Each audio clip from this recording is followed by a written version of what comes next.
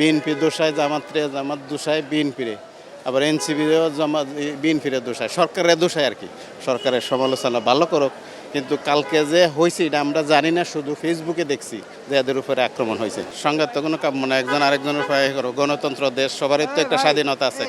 নাসিরুদ্দিন পাটোয়ারি কি যে নাম, উনি যে এভাবে কথা বলে, এভাবে কথা বলা কাম্য না। উনি আরও সংযত হতো, কথা বলা উচিত।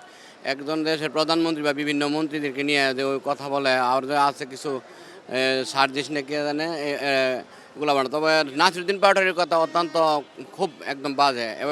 এভাবে মানুষ কাম্য আশা করে না।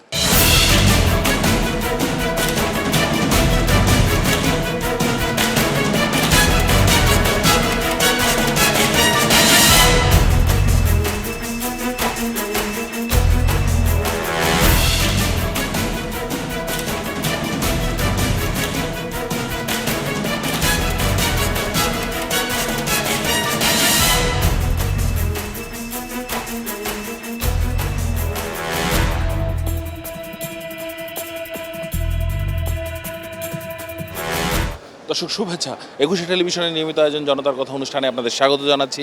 আমি আসিফ সুমিত। আপনারা জানেন সমসাময়িক ইস্যুতে সাধারণ মানুষের মতামত তুলে ধরতে আমাদের এই আয়োজন। আমাদের প্রত্যাশা দেশের শক্তিশালী গণতন্ত্র, আমরা চাই সরকারকে সহায়তা করতে।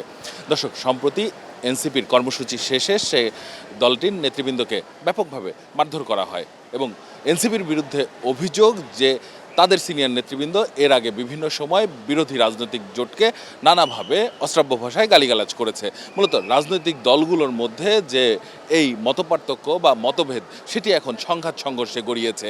আর এই অবস্থাতে সাধারণ মানুষ কি মনে করেন জেনে নেব তাদের কাছ থেকেই। বিএনপি দোষায় জামাতরে, জামাত দোষায় বিএনপিরে, আবার এনসিপিরেও জামাত বিএনপিরে দোষায়, সরকারের দোষায় আর কি। সরকারের সমালোচনা ভালো করুক, কিন্তু কালকে যে হয়েছে এটা আমরা জানি না, শুধু ফেসবুকে দেখছি যে এদের উপরে আক্রমণ হয়েছে। সংঘাত তো কোনো কাম্য না, একজন আরেকজনের উপরে করো। গণতন্ত্র দেশ, সবারই তো একটা স্বাধীনতা আছে। নাসিরুদ্দিন পাটোয়ারি কি যে নাম, উনি যে এভাবে কথা বলে, এভাবে কথা বলা কাম্য না। উনি আরও সংযত হতো, কথা বলা উচিত। একজন দেশের প্রধানমন্ত্রী বা বিভিন্ন মন্ত্রীদেরকে নিয়ে যে ওই কথা বলে, আর যে আছে কিছু সার্জিস নাকি জানে এগুলো বানা। তবে নাসিরুদ্দিন পাটোয়ারির কথা অত্যন্ত খুব একদম বাজে। এভাবে মানুষ কাম্য আশা করে না। একজন যদি একজনের সাথে সংযত না করে তাহলে তো দেশের সমস্যা। এটা কখনো আমরা সাপোর্ট করি না যে একটা দল মারমুখী হোক, কারণ সংঘাত আরো সংঘাতকে বাড়ায় দেয়। কিছু বললেও সমস্যা, না বললেও সমস্যা। তো মেনে নিতে নিতে মানুষের অভ্যাস হয়ে গেছে বা মানুষ অভ্যস্ত হয়ে গেছি।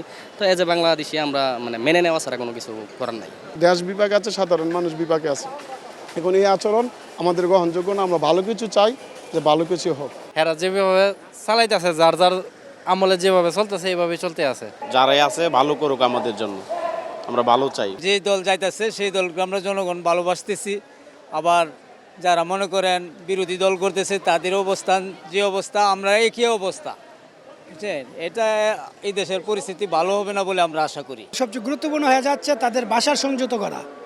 মানুষকে যেভাবে ইনডাইরেক্টলি ইনসাল্ট করা হচ্ছে, যে যাকে যেভাবে খুশি সেভাবে মিন করতেছে, এটা বাংলাদেশের জনগণ চাচ্ছে না।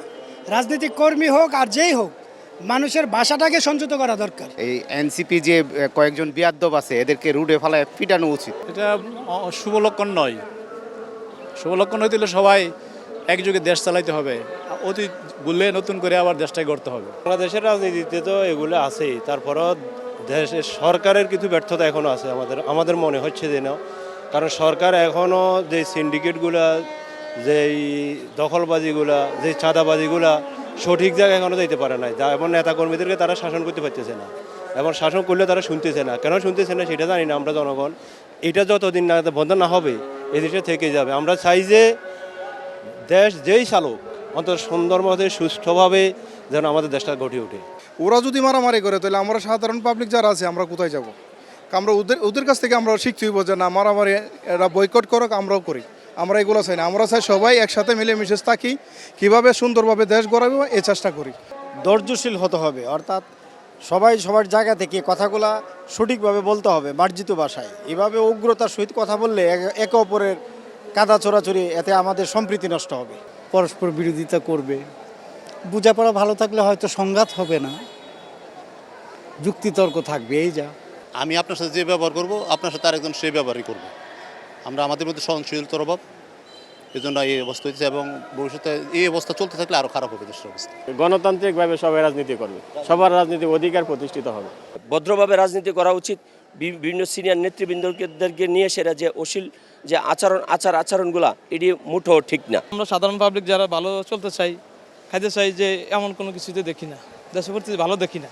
অনেক ধন্যবাদ আপনাকে। দর্শক, আপনারা শুনছিলেন সাধারণ মানুষের প্রতিক্রিয়া।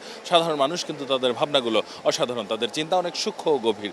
দর্শক, জনতার কথা দেখতে প্রতি শনি, রবি, মঙ্গল এবং বুধবার চোখ রাখুন একুশে টেলিভিশনে। সঙ্গে থাকবো আমি আসিফ সুমিত।